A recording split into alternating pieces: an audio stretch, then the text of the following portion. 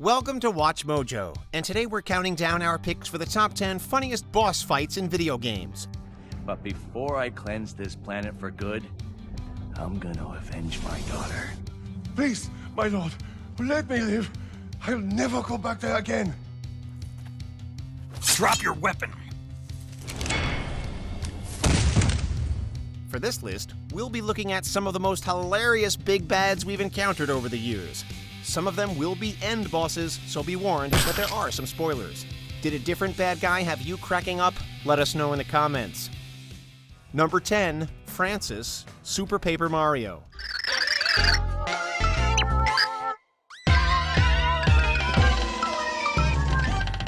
Francis isn't like the hulking monsters and sinister maniacs who make up most of the video game world's rogues gallery.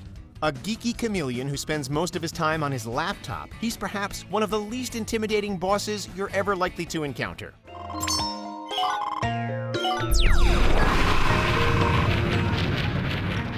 The closer our heroes get to him, the more pathetic he becomes, describing his kidnapped victim as his only offline friend, and setting his fort security so that only, quote, Francis or hot babes can enter. When this leads to him coming face to face with Princess Peach, he immediately becomes tongue-tied. After losing that fight, he actually pops up again later on, but doesn't fare much better. He's the kind of villain that it's hard not to laugh at. Number 9, The End, Metal Gear Solid 3 Snake Eater. Do you hear me, Snake? I am the end. I am here to send you to your ultimate fate. Like cardboard boxes and elaborate geopolitical conspiracies, wacky boss fights are a trademark of the Metal Gear Solid franchise, and the third game brought us the world's oldest sniper, The End. I have already slept enough for one lifetime. While the player can engage him in an epic nail-biting sniper battle, they can also just set the internal clock on their console forward a little and watch him die of old age. It's the same sort of meta-gag which made Psycho Mantis such an iconic boss in the 1998 game. A psychic who would taunt the player about the contents of their memory card, Psycho Mantis could only be defeated by switching controller ports. So, you used the other controller. I wasn't able to read the future. Number 8, Bob the Killer Goldfish, Earthworm Jim franchise.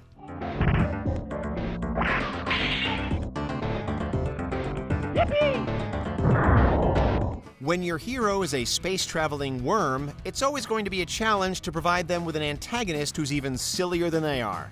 Enter Bob the Goldfish.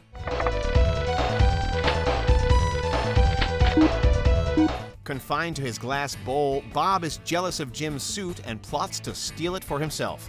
Naturally, Bob can't put up much of a fight and relies upon his feline bodyguards to battle Jim on his behalf. Once his goons have been dispatched, the actual showdown with Bob tends to be a bit of a comic anticlimax. Never more so than when Jim simply grabs Bob out of his bowl and swallows him whole.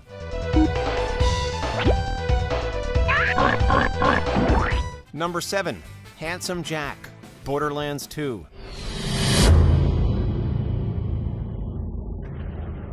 Stop us if you've heard this one before. A crooked one-time casino owner becomes president, boasting of his own importance and denigrating everyone else around him. We are, of course, talking about Handsome Jack. But before I cleanse this planet for good, I'm gonna avenge my daughter. He's a monster of a man who gleefully threatens people's lives for not bringing him pretzels quickly enough. Quick with a clever line and dementedly committed to his own vision of personal greatness, Jack sure is evil, but he's also very entertaining. Like a true villain, he remains monologuing right up to the moment the player puts a bullet in his brain.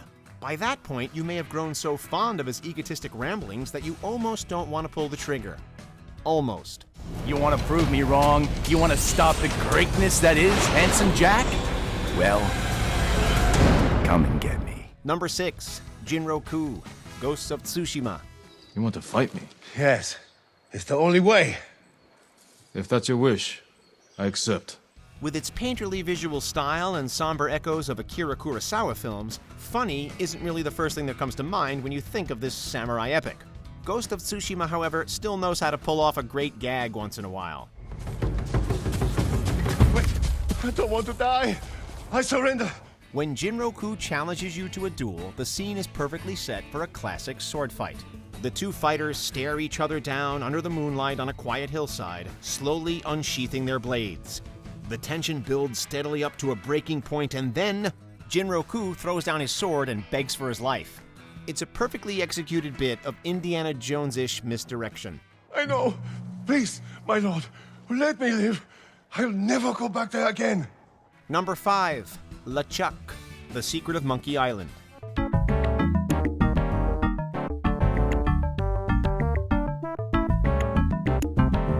LeChuck is an undead pirate captain with a devilish mind, a horde of ghostly crewmates at his command, and a few nasty voodoo tricks up his sleeve.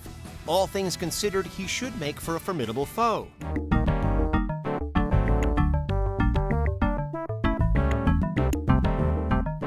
Having gone through the classic video game bad guy playbook of capturing the hero's girl, LeChuck makes it all the way to the altar with his kidnapped bride-to-be. When our hero Guybrush crashes the party, however, he discovers that Elaine has already rescued herself. Rather than an epic battle, the player then gets drawn into a verbose insult match. Thankfully, this is a talent that Guybrush has been honing with his insult sword fighting lessons earlier in the game. Number 4, Colonel Autumn, Fallout 3. You again. I can't say I'm surprised. You and your ilk seem hell-bent on destroying everything our government has worked to achieve. There's nothing to stop me from killing you this time. Let's end this. You've trudged across Fallout's irradiated wasteland and survived countless deadly encounters, making all kinds of grisly moral compromises in the process. Finally, you're standing face to face with the man responsible for starting the whole thing, Colonel Autumn. Stop? Now? Are you out of your mind? There's nothing else to be done. We will push forward and we will prevail. While gamers might have expected some sort of epic showdown with the game's big bad, Fallout 3 chooses to play it as a dark joke, allowing the player to use the VAT mechanic, take aim at Colonel Autumn's head, and blow him away like they would any other enemy. Ultimately, Autumn is just another human being, not a supervillain or a monster. This makes for a grimly funny anticlimax. If that's not really your style of comedy, you do get the chance to insult him for a bit first. The chain of command must be upheld. I wouldn't expect you to understand. Number 3, Rabbid Kong, Mario and Rabbids Kingdom Battle.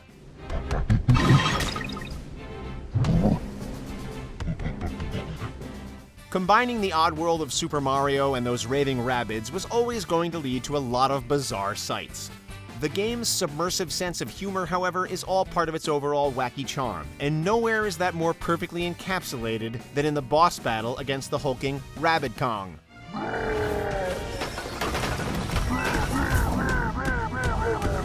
After scaling a giant tower in preparation for his last stand, Rabbid Kong is unceremoniously toppled by a chaos-hungry Rabbid Peach. He still manages to pose for a selfie on the way down, though.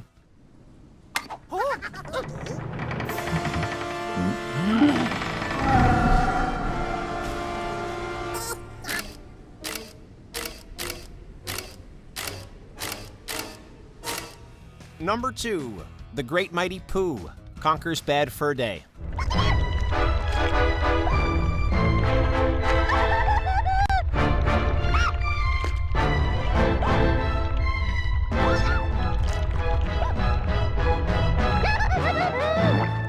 There are few games in existence as infamous as Conker's Bad Fur Day. The game's plot sees Conker trying to make it home to his girlfriend after a night of heavy drinking, only to find himself pursued by the Panther King.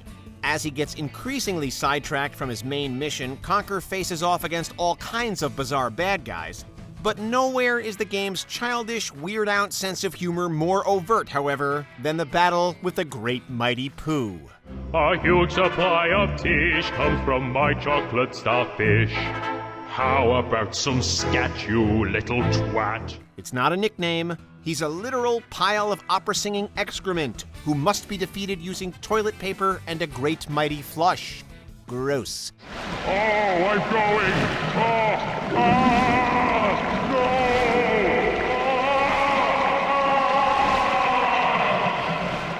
Before we continue, be sure to subscribe to our channel and ring the bell to get notified about our latest videos. You have the option to be notified for occasional videos or all of them. If you're on your phone, make sure to go into your settings and switch on notifications. Number 1. Morgan Freeman, South Park, The Fractured But Whole. I wouldn't do that if I were you. You're digging your own grave, kid. In true South Park style, the hardest boss fight in the whole game comes courtesy of someone no right-minded human being would ever dream of tussling with. That's right, we're talking about the man who convincingly voiced God himself, Morgan Freeman.